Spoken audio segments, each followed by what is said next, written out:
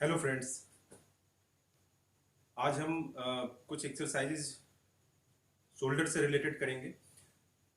जो हमारा शोल्डर होता है, कंधा, कई बारी उसमें लोगों को नॉर्मल पेन आने लगता है, जिसकी वजह से हमारा रेंज बंद होने लगता है, और वो जिसको हम कहते हैं पेनफुल आर्क सिंड्रोम। मतलब जो हमारा ये शोल्डर आर्क बनता है, ये पेनफुल हो जाता है हमें किसी एंगल पर।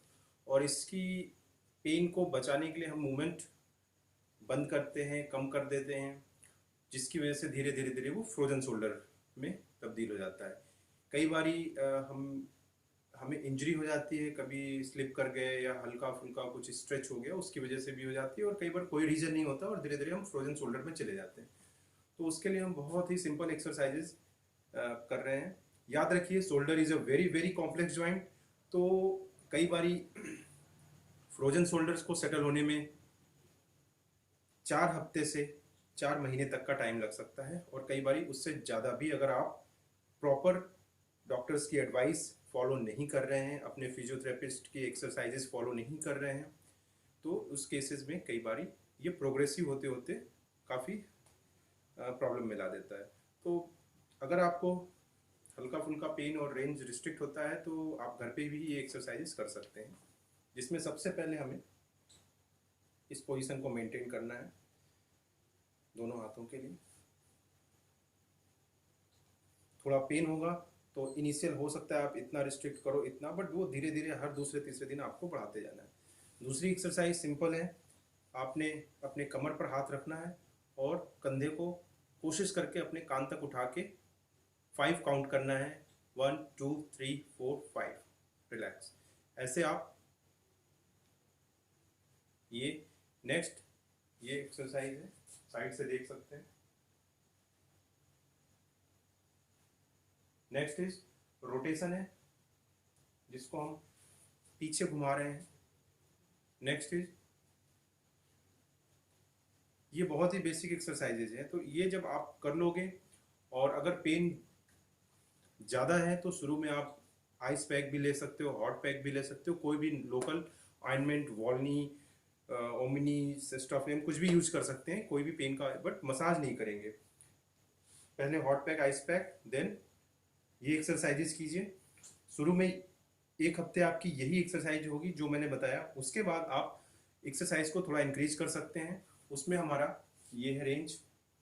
अगर आप कंफर्टेबल हैं तो ठीक है, नहीं तो आप दीवार से लगाकर भी साइड से गोला बना सकते हैं। पेन की वजह से हो सकता है आपका गोला शुरू में छोटा बने, धीरे धीरे फिर आप बड़ा करते जाओगे, क्लॉकवाइज देन एंटी क्लॉकवाइज। ऐसे भी समझ सकते हैं आप। Side, side.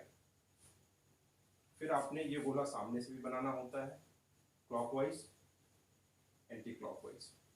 Next pendulum exercise है, उसमें आपको थोड़ा सा फॉरवर्ड बेंड होकर ये सर्किल करनी होती है।